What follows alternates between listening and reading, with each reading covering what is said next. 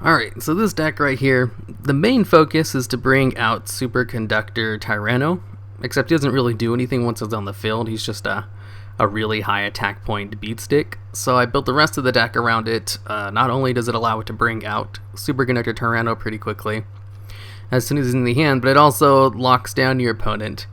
Because one of the best things about having high beat stick monsters is if you're able to lock your opponent down from doing anything, since it's really hard for them to bring out a monster that's able to get rid of Super Conductor Tyranno without having to special summon or target him. There's this, I'm not sure if it's a new spell card or not, but I've never actually used it or seen anyone use it before, Semi-Spell Zone. Basically, while it's out on the field, during the main phase 1, monsters can't be targeted by card effects on both players' side of the field, since it's a field spell card. Which means if they're going to go into a Castell to get rid of, one of my high attack point monsters, they have to do it on their main phase 2, which makes them lose a battle phase, which I thought was not half bad. And there's also March of the Monarchs and the new Tribute Burial card that came out. Basically, you can tribute summon a monster from your hand and use two, is it monsters or cards?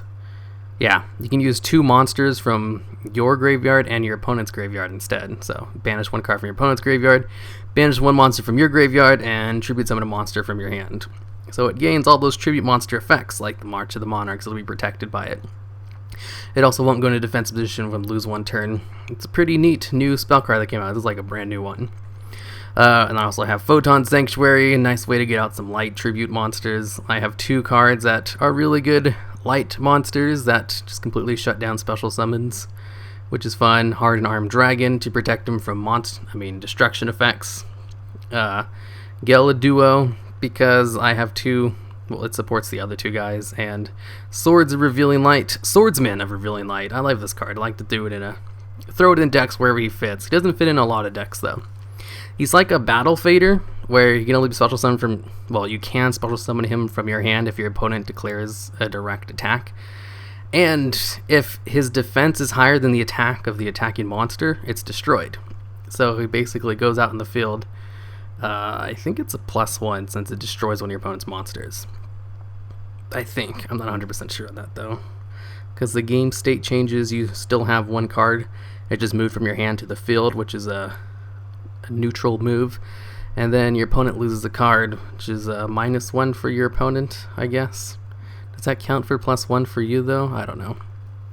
I'm not really sure. I think it's something similar to... Anyways, its second effect, if he's used as an XYZ material for, an XYZ monster, since they're all level 8s, that monster cannot be destroyed by battle, which was a lot of fun with Lancelot, Dark Knight of the Underworld. He only has 2,000 attack. And that actually kind of saved my ass in one duel, because I used him as an XYZ material for him. So yeah, this deck, it worked out a lot better than I thought it would. Oh, well, that's a good thing, because I did build a different version of this deck earlier that just lost all the time. That used, like, ninjas and other dinosaur-type monsters.